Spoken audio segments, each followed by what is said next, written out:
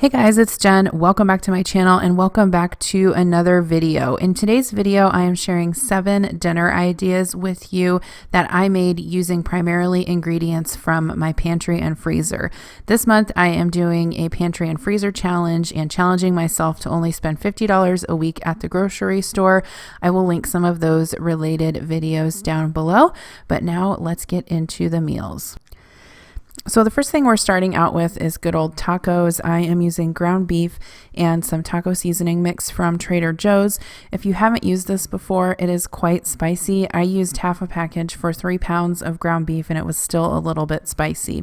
So my husband and I buy a quarter or a half of a cow each year, and we always have a lot of beef in our freezer. And so that's one thing that we are lucky to have and that we don't have to, pay to buy at the grocery store. So tonight I'm using the Doritos taco shells. I have some lettuce out, some cheese, sour cream, salsa, and tomatoes. So I'm going to go ahead and get all of my toppings assembled while the meat is finishing cooking. I am going to shred my own cheese just because that is what I had on hand.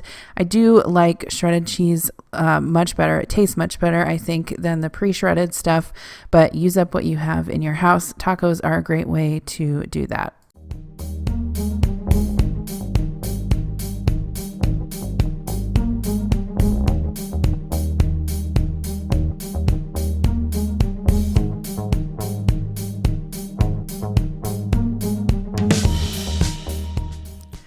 Okay, so I'm getting my tomato chopped up as well. I like to just set everything out in bowls, kind of family style, so everyone can make their own taco.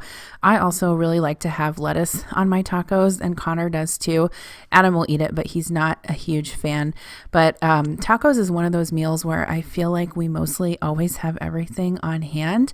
The only thing I might have to run to the store to get is like the fresh lettuce and tomatoes, but it seems like I always have some type of meat on hand and shells and cheese and salsa. So I did cook up some refried beans, just a can of refried beans to go with our tacos tonight.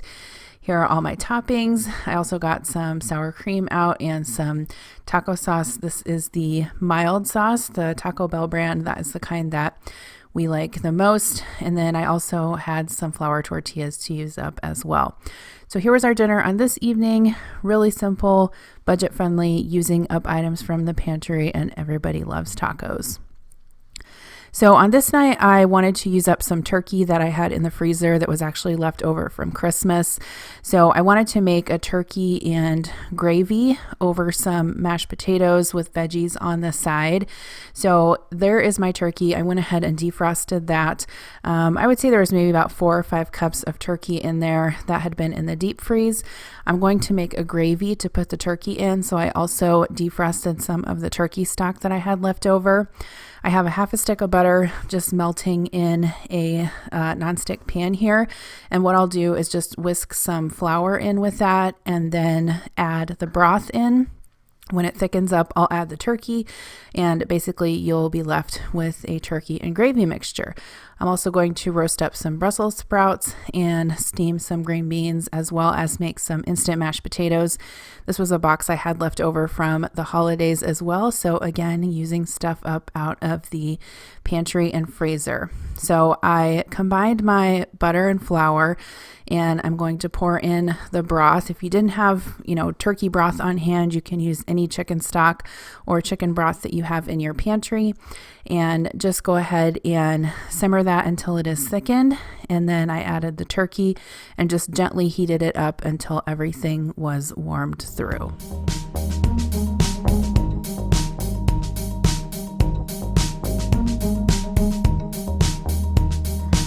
Okay, so this dinner came together super quick. There's my turkey and gravy, my steamed green beans. I had a little bit of cooked bacon in the refrigerator, so I added that. My roasted Brussels sprouts and my instant mashed potatoes. I just put a little bit of extra butter in there. If you don't have any turkey on hand in the freezer, you could definitely use chicken. Maybe buy a rotisserie chicken if you want to try this. That would be really good as well. So here was dinner for tonight. All right, good morning guys. It is early morning and I am getting dinner in the Crock pot for this evening. This is another freezer and pantry meal from my stash. So what I've got here in my crock pot, and by the way, I'm trying out my new crock pot liners, and I can't remember who sent these to me, I'm sorry, but someone sent these to me with a Christmas card last month, so thank you for that. So I'm trying out some crock pot I'm trying out one of my crock pot liners. It's the first time I've ever used a crock pot liner. But I have my slow cooker here, and in here I have a bag of marinara sauce and meatballs that I had frozen in my deep freeze. This is from November at some point when I made homemade meatballs and sauce. So I have that in there. I'm not sure if I'm going to need extra sauce or not. This is homemade marinara that I meal prepped. And so I think what I'm gonna let this do is cook down a little bit, and then I'll kind of judge and see if I need to add more sauce. So I just have this on low. This can cook all day, and then what I'll do this evening is just boil up some pasta, either make a salad or some veggies on the side, and we will have a quick dinner that came basically everything from the pantry and freezer. So again, using up those things that we need to use up so we don't waste food. So it is several hours later, and my sauce is fully heated up, and you can see, well, maybe you can see, I don't know, the meatballs in there. I did end up putting that other jar of marinara in that I had just because I wanted to make sure that we had enough sauce. So I'm gonna cook up half of a box of this rotini. This is a pound of rotini, but I find for our family, if I cook the whole box, we have way too many leftovers and it just doesn't get eaten. So what I'm planning on doing is just cooking half the box in salted water, and then I'm only gonna cook it maybe about 3/4 of the way done, toss it with olive oil, and then I'll just put the pasta on top of the sauce. I'm not gonna stir it in, I'm just gonna lay it on top of the sauce and then put the lid back on, and then that will help keep it warm until we're ready to eat later, because I have to take Connor to swim. And so that way it'll be ready when we get home, but it won't be overcooked. Like sometimes if you stir the pasta and the sauce together ahead of time, the pasta will soak up way too much of the sauce and it'll just be gummy and too soft. And to go with it, I also what am I saying? I also just cut up some not carrots. Good Lord, I can't talk today. I cut up some cucumbers and put some baby carrots in here, and we'll just have those with a side of ranch. And if anyone wants it, I did make wheat bread this past weekend, so I can slice that up and we can have that with butter as well. Okay, so here's my pasta that's cooked, and I put just a little bit, oh my God, that's hot. I put just a little bit of olive oil in there. So what I'm gonna do now is just take it and lay it right on top of the sauce. I can't talk. And then put the lid on, and I'll be ready to go when it's time to eat dinner. Okay, so it's time for dinner. I have my pasta here in a bowl with some shredded cheese. Am I the only weirdo that puts like shredded cheddar cheese on my spaghetti with marinara? I don't know why, I just love the way it tastes better than Parmesan. So I'm gonna have this with the veggies I cut up, and that is dinner tonight. All right, good evening. I just got home. It is 4 p.m. Just got home after work, and tonight's pantry and freezer dinner is some Korean beef tacos. So I put these in the slow cooker this morning. It is just a chuck roast, and then let me find the recipe and I'll tell you what's in it. So there is brown sugar in there, soy sauce, garlic, beef broth, ginger, rice vinegar, and sesame oil. And then I prepped this slaw to go on top of the Korean beef tacos. I prepped it this weekend, and then I just made the dressing separate in a jar. So I have to go take Connor to swim here in a little bit, so I'm just gonna pour the dressing over the slaw, stir it up, put it back in the fridge, and then when we get back, we will fix these up. I'm not sure if this is gonna be enough beef to feed all of us. It's a smaller roast than I thought it was, but I also have some regular taco meat in the fridge, so we can use that as well. All right, so here's how our Korean beef tacos turned out. I shredded the beef. I didn't actually make that much beef. I feel like if I wanted more, I should have used 2 roasts, but there's still some left over. So anyway, I took the corn tortillas and toasted them on the gas grill, put the beef on there, and some of the slaw, and then I took some sour cream and mixed it with sriracha and lime juice, and then topped it with that. And then I also just heated up the rest of the regular taco meat for the kids because they wanted the Dorito shells. All right, so thoughts on the Korean beef tacos. It was excellent. Adam and I both really liked it, and I would definitely make it again.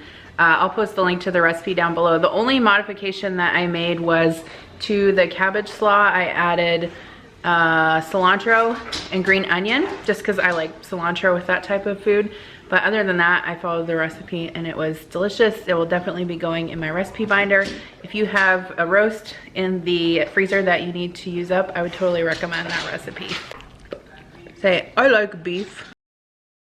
So this next meal I'm showing you is biscuits and gravy, and this is actually something I made on a Sunday morning for breakfast, but I have made this quite often for dinner too, and we love having breakfast for dinner. I wouldn't say we have it super often, but definitely something that uses up ingredients that you probably have on hand. So I'm using some self-rising flour for these homemade biscuits just because I had some in my pantry that I wanted to use up. So I'll link the recipe down below that I used for these biscuits.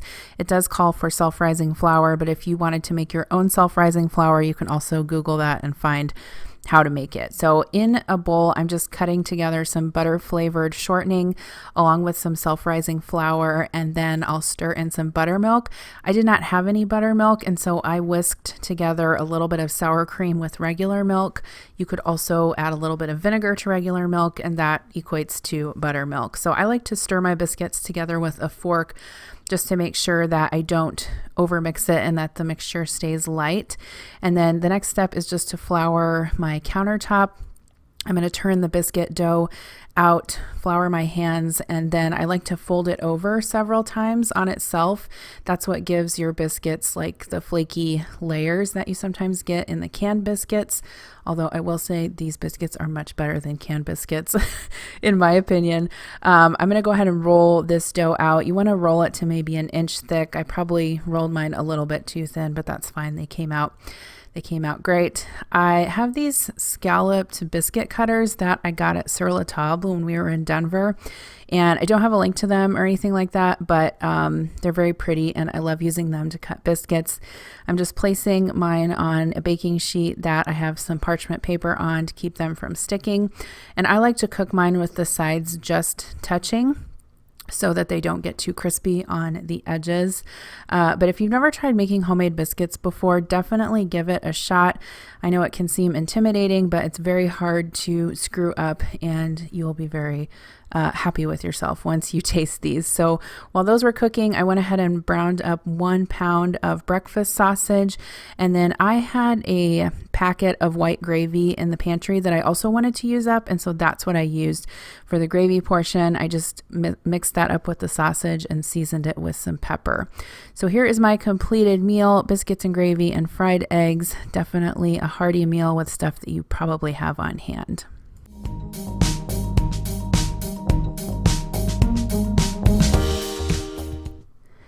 Okay, so this next meal that I'm showing you is just some BBQ pulled pork. And if you guys watched my weekend prep video, you actually saw me make this for the Super Bowl, but I definitely wanted to include it in this video because it is something that is budget friendly and that I made with ingredients primarily from my freezer and pantry. So in my crock pot, I have a pork butt that I dumped a bottle of barbecue sauce in there along with 1 onion sliced up, and I also have some coleslaw mix that I'm going to make on the side. I cooked this in the crock pot for probably around 12 hours on low. You can tell when it's done when the meat just falls apart with a fork. If you try to pull it apart and it doesn't pull apart yet, that means that you haven't cooked it long enough and the fat hasn't broken down. So what I like to do once this is shreddable is just take it out of the crock pot with a slotted spoon, put it in a baking dish, wait till it's cool enough to shred it. I strain the broth in the crock pot, take all the onions out, and then put the shredded pork back in with the barbecue sauce and put it on keep warm until we are ready to eat. So here's just the scraps of onion and mostly fat that I'm going to discard. But this was delicious, and we had a ton of leftovers. We had like a whole bowl of pulled pork that I ended up putting in the freezer. I also used up some buns that I had in the freezer. These were just wheat buns. Any type of bread or buns defrosts really nicely. You just leave it out on the counter for a couple hours and it's ready to go.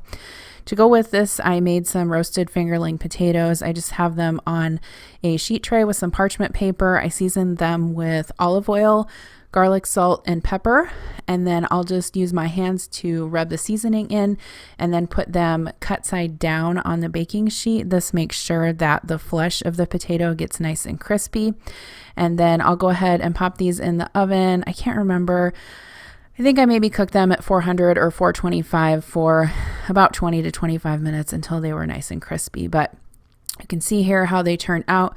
They were delicious. My kids love it when I roast potatoes. They eat them with ketchup just like they would French fries, and they're super easy to make.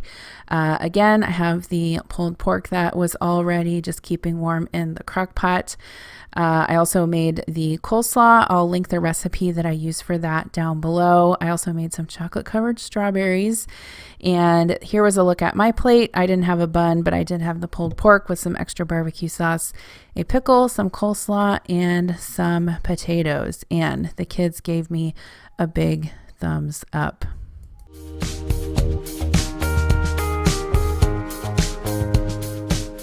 All right, so for dinner tonight, we are making turkey meatballs stroganoff, and Connor helped me mix up the mixture for the meatballs, and he's helping roll the meatballs. You're doing a really good job. So we're just browning up the meatballs in a skillet, and then I'm gonna make the sauce. This recipe is a skinny taste. Here, wash your hands. Is there a lot of, enough for one more? Oh yeah, maybe. Yeah, go ahead. This is a skinny taste recipe, and you can make it on the stove, in the slow cooker, or the Instant Pot, but we're going to make it on the stove. So in the ground turkey, we have breadcrumbs, Worcestershire, minced onion, what else? Egg, salt, pepper.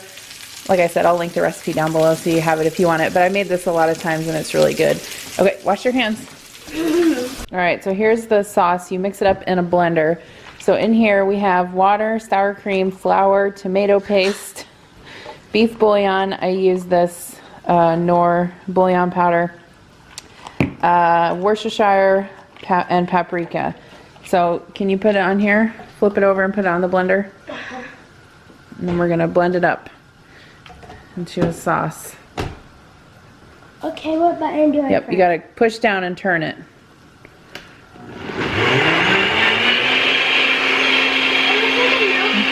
Alright, Connor's going to pour the sauce in since the meatballs are cooked. Be gentle and don't... There you go. Good job. Go ahead and just... Yep, pour it in. I just didn't want you to touch the pan. There we go. Okay, you can go ahead and put that in the sink. Okay, so we're just going to let this come to a simmer and let the sauce thicken. And then on the side, we're going to make some egg noodles. All right, so here's a look at how the meatballs turned out. I did double the sauce portion of the recipe just because I've made this before, and I found that one, I want to say one dosage, one recipe worth of the sauce wasn't quite enough for all the noodles. So I just went ahead and doubled that part. Okay, here's our quick dinner. This really only took like less than 30 minutes, honestly. Noodles, turkey meatballs with stroganoff sauce, and green beans. Thank you guys so much for watching today's video on dinners that I made using primarily items from my pantry and freezer. Let me know if you plan on trying any of these recipes. I'd also be interested in knowing what you always have on hand to make. Do you always make spaghetti when you don't have anything in your pantry, or tacos? I would love to hear about it. I'm going to link a few videos on the end screen here that I think you might be interested in watching, so go ahead and click over to those. Thanks again and have a great day. Bye.